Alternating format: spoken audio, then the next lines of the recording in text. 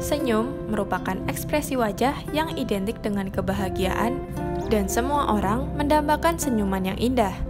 Ternyata, sesederhana senyuman dapat memberikan berbagai manfaat di antaranya. Selain mengurangi ketegangan pada otot wajah, senyum dapat menghilangkan stres karena saat kita tersenyum, tubuh melepaskan hormon endorfin. Adanya hormon endorfin mampu memicu perasaan positif. Pada saat kita tersenyum, cenderung terjadi penurunan tekanan darah, sehingga senyum dapat menstabilkan tekanan darah pada tubuh. Dan dengan senyuman, pikiran menjadi lebih tenang, sehingga meningkatkan imun tubuh dan menjaga kesehatan mental kita. Lalu, bagaimana cara mendapatkan senyuman yang indah dan sehat?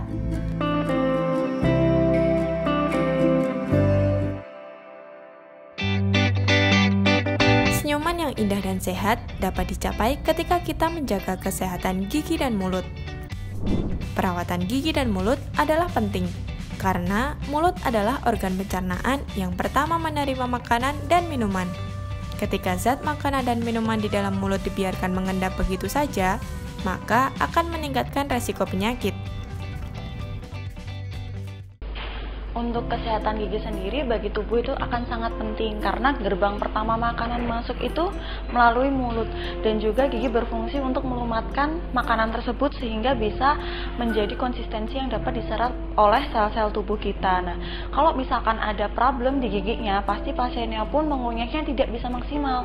Nah, itu akan menyebabkan beberapa penyakit seperti GERD atau misalkan malnutrisi. Jadi gigi tersebut sangat penting kaitannya terhadap kesehatan di tubuh kita gitu. Selain berfungsi sebagai organ awal pencernaan untuk menerima dan mengunyah makanan, mulut dan gigi juga dapat menjadi sarang kotoran yang memicu penyakit gigi dan mulut, yaitu diawali dengan bau mulut atau halitosis. Istilah halitosis merupakan bau mulut yang berkelanjutan dan tidak dapat hilang meskipun sudah sikat gigi dan menggunakan penyegar mulut. Hal ini disebabkan karena sisa makanan pada mulut yang tidak dibersihkan, mulut kering, serta penggunaan obat-obatan tertentu. Kemudian ada penyakit gigi berlubang, yaitu kerusakan jaringan keras gigi yang diakibatkan oleh adanya karies gigi. Jarangnya menyikat gigi dapat menimbulkan warna kehitaman gigi karena adanya bakteri. Jarangnya menyikat gigi juga beresiko terjadinya karang gigi karena sisa makanan yang masih menempel pada gigi.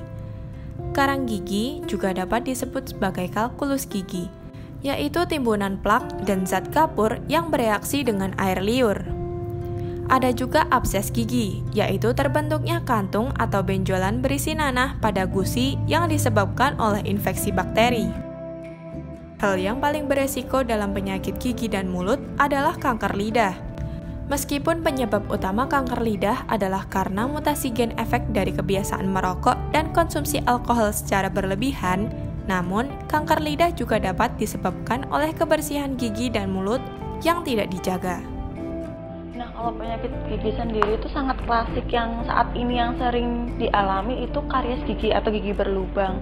Nah, karena kenapa sih penyebabnya kok banyak banget yang gigi lubang? Pertama, makanan-makanan atau jajanan-jajanan itu kan semua mengandung gula, dan tidak semua masyarakat atau anak-anak itu sadar bagaimana cara membersihkan gigi yang benar, yang tepat, terus kapan waktunya atau timing yang tepat kayak gitu. Nah, sampai sekarang prevalensi tertingginya sih ada di karies gigi sih gitu. Dan kebanyakan mereka datang ke kita kalau misalkan kariesnya itu sudah parah atau sudah mencapai lapisan pulpa sehingga menyebabkan rasa sakit. Jadi mereka sakit dulu baru datang ke kita kayak gitu. Berkembangnya zaman, kesehatan gigi juga menjadi salah satu hal penting dalam estetika tubuh. Dulu, melakukan kunjungan dokter gigi hanya untuk menjalani pengobatan saja. Namun, di era kedokteran gigi modern, estetika gigi makin dilirik masyarakat untuk memperbaiki penampilan dan meningkatkan fungsi gigi dan mulut. Senyum dan gigi merupakan satu paket yang tak bisa dihilangkan. Jelas saja, jika senyum yang indah dapat meningkatkan kepercayaan diri seseorang. Oleh karenanya, banyak masyarakat yang tertarik dengan perawatan gigi untuk estetika. Seberapa berpengaruhkah gigi bagi estetika wajah? sangat berpengaruh karena sekarang tuh pasien-pasien tuh hobi selfie, hobi foto.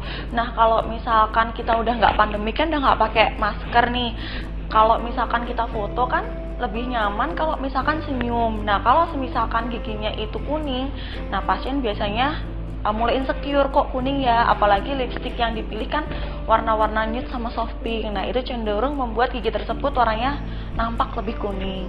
Nah kalau misalkan dari segi bentuk atau tataan yang kurang rapi juga biasanya membuat pasien kurang percaya diri, sehingga mendorong mereka untuk datang ke kita, gimana dok, bisa nggak dirapiin atau mungkin sinir. Nah salah kaprahnya banyak pasien yang mungkin untuk budget tidak mencukupi, maksudnya kayak kok mahal ya. Nah sedangkan kan yang dipakai dokter gigi itu kan bahan-bahannya yang bisa dipertanggungjawabkan secara medis.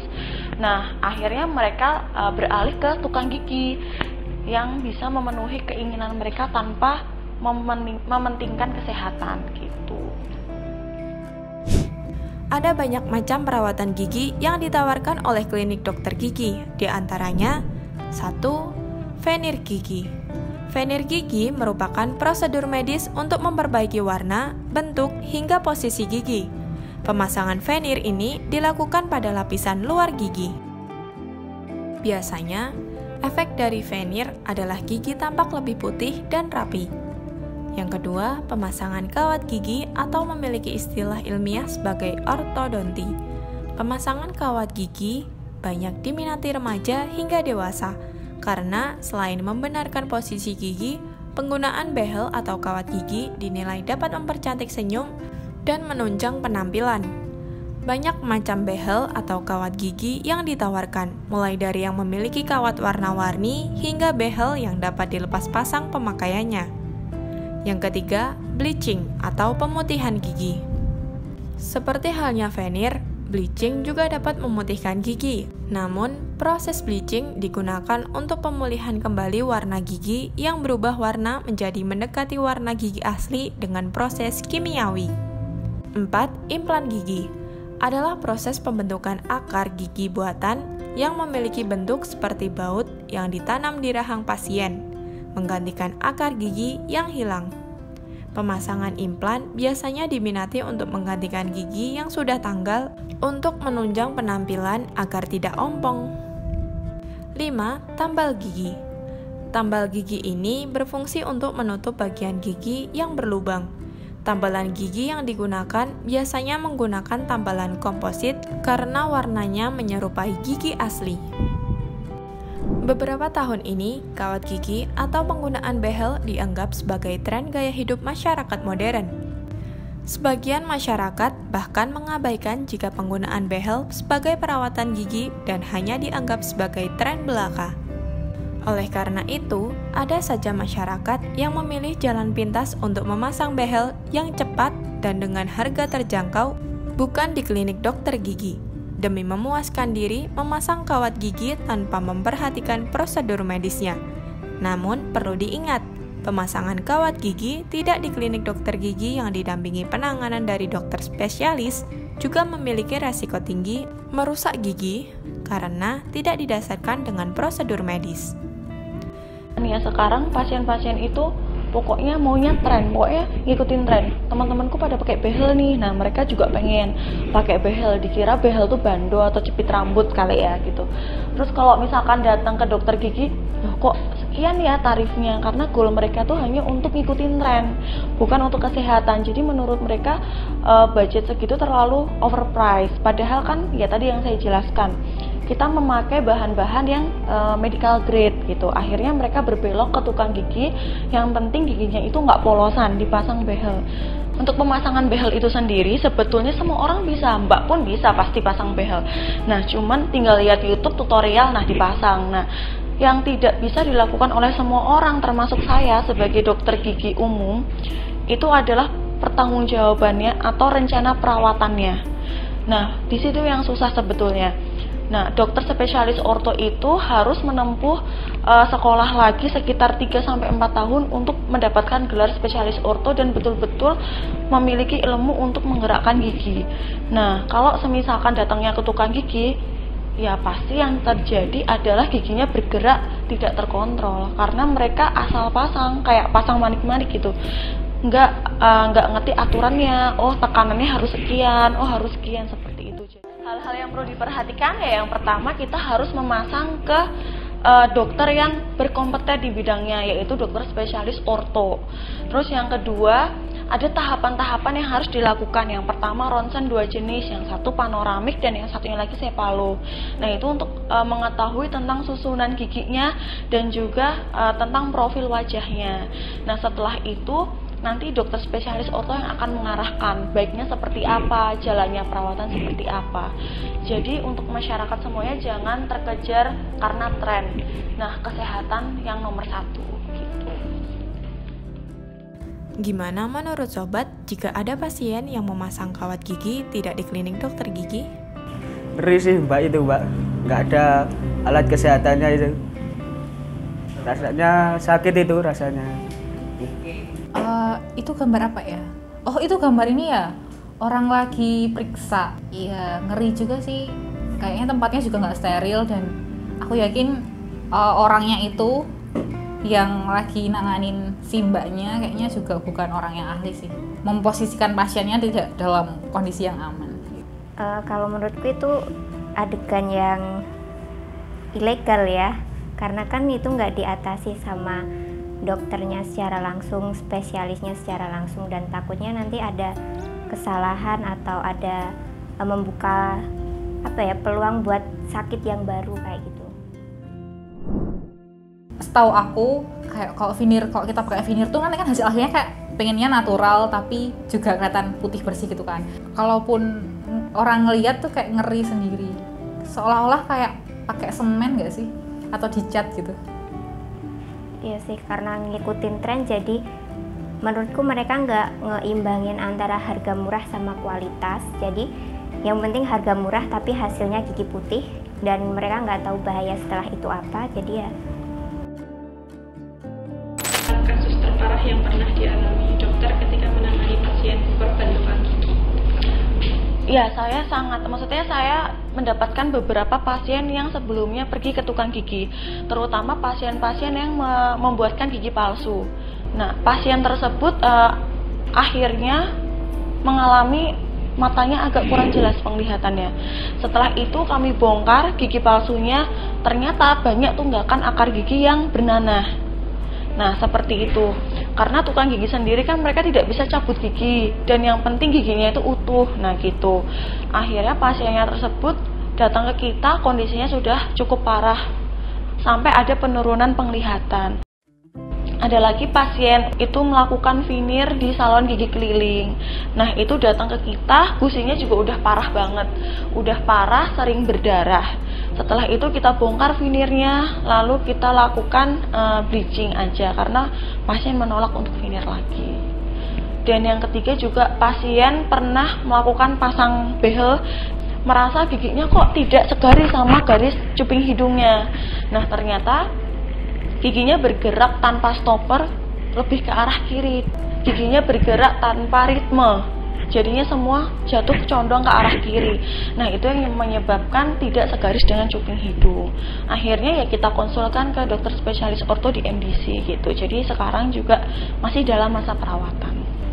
Sebenarnya adakah batasan antara dokter gigi dan tukang gigi dalam menangani pasien? Sangat ada batasan ya. Menurut saya tukang gigi itu mereka mendapatkan ilmunya secara autodidak. Menurut saya ya mereka tidak boleh melakukan perawatan gigi kecuali mungkin terbatas sekali pembuatan gigi palsu. Itu pun harus kita pilah-pilah kasusnya. Kalau misalkan memang masih ada tunggakan akarnya dan itu bisa menyebabkan bahaya ke pasiennya seperti tadi infeksi, atau mungkin kalau gigi atas cenderung nanti daya lihatnya turun jadi agak blur kayak gitu. Nah, harusnya mereka bijak, oh ini bukan kompetensi saya.